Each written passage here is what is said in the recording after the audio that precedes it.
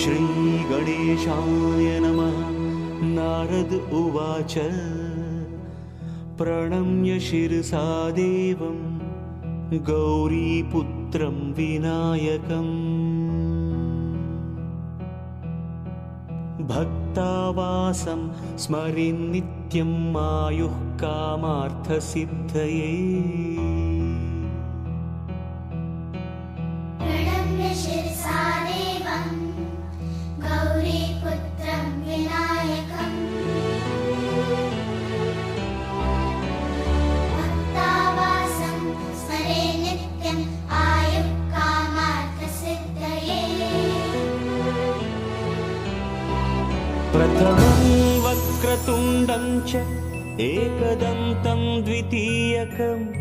तृतीयं कृष्णपिङ्गाक्षं गजवक्त्रं चतुर्थकं। लम्बोदरं पञ्चमं च षष्ठं विकटमेव च। सप्तमं विघ्नराजेन्द्रं धूम्रवर्णं तथाष्टमम्।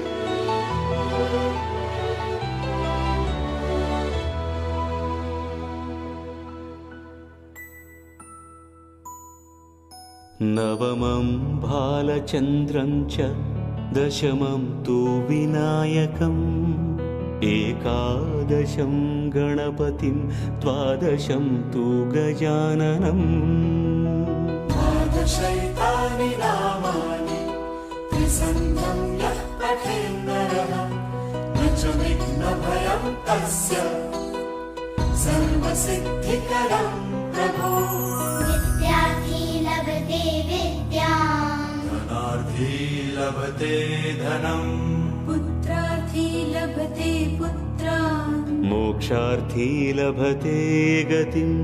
जपिर्गणपतिस्तोत्रं षड्भिर्मासैः फलं लभेत्। संवत्सरेण सिद्धिं च लभते नात्र संशयः।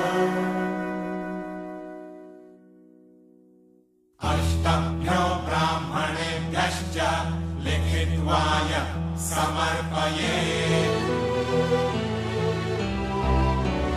तस्य विद्या भवेत् सर्वा गणेशस्य प्रसादतः।